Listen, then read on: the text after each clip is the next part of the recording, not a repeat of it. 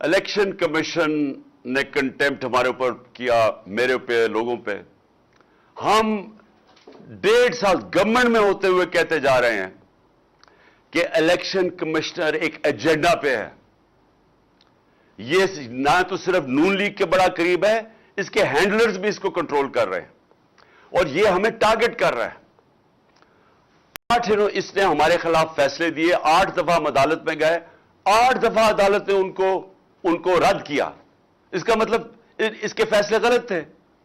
इसके ऊपर election commissioner ये सिकंदर सुल्तान और जो कराची से इलेक्शन कमीशन का मेंबर है, इनके ऊपर हम अदालत में गए हुए हैं, सुप्रीम कोर्ट में गए हुए हैं। जो कराची का इलेक्शन कमिश्नर है, ये सिंध गवर्नमेंट की तनख्वाहदार है, ये आजाद कैसे है? इसके ऊपर हम मेरे ख्याल में सुप्रीम जुडिशल काउंसिल में गए हुए हैं। और ये जो सिकंदर सुल्तान है, हमने इसके ऊपर बार बार कहते रहे हैं कि ये आदमी गैर जानिबदार नहीं है और हमें अदालत वापस इसके पास भेज देती है। और वो कैसे जज बन सकता है जब मैं कह रहा हूं कि मैं इसको, ये हमें इंसाफ ही नहीं दे रहा, बार बार हमारे खिलाफ फैसले कर रहा है, ये हमारे ऊपर जजमेंट कैसे दे सकता है? आप अगर अदालत में भी जाते हैं तो अगर किसी को जज के ऊपर इतराज है तो वो रिक्यूज कर लेता है। ये बार बार हमारे खिलाफ फैसला देता है, बार बार हम अदालतों में जाते हैं। तो मेरी रिक्वेस्ट ये है कि जो हमने इसके ऊपर अदालत में गए हुए हैं तो वो भी तो केस सुन रहे हैं। 2 केसेस हैं जिसमें इससे हमें फंसाया हुआ है। एक है फॉरेन फंडिंग केस।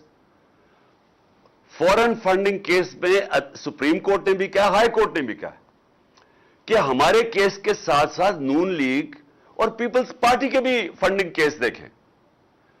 उसके बावजूद इस आदमी ने अभी तक उनके केस नहीं खोले और हमें बार बार एक एक फरोल रहा है, कभी कुछ कर रहा है, कभी कुछ कर रहा है। और मैं फिर दावा करता हूं, जितना आप देखेंगे एक चीज साबित होगी कि सिर्फ तहरीक इंसाफ जो कहते हैं पॉलिटिकल फंड रेजिंग वो करती है। रिकॉर्ड सिर्फ तहरीक इंसाफ के पास है, 40,000 डोनर बेस हमारे पास है। तो इनसे तो पूछें कि ये पैसे कैसे इकट्ठे करते हैं। इसी में आपको पता चल जाएगा कि ये करप्शन के पैसे से खेलते हैं। ये पहले बड़े बड़े बिजनेसमैन को पैसे बनाने देते हैं या उनके पार्टनर्स होते हैं, फिर उनसे फंडिंग लेते हैं। तो ये इनकी फंडिंग तो है ही इलीगल। ये बता ही नहीं सकते किधर से पैसा आया। उनका केस नहीं सुन रहा और हमें इसने लटकाया हुआ है इतने सालों से। तो एक तो फंडिंग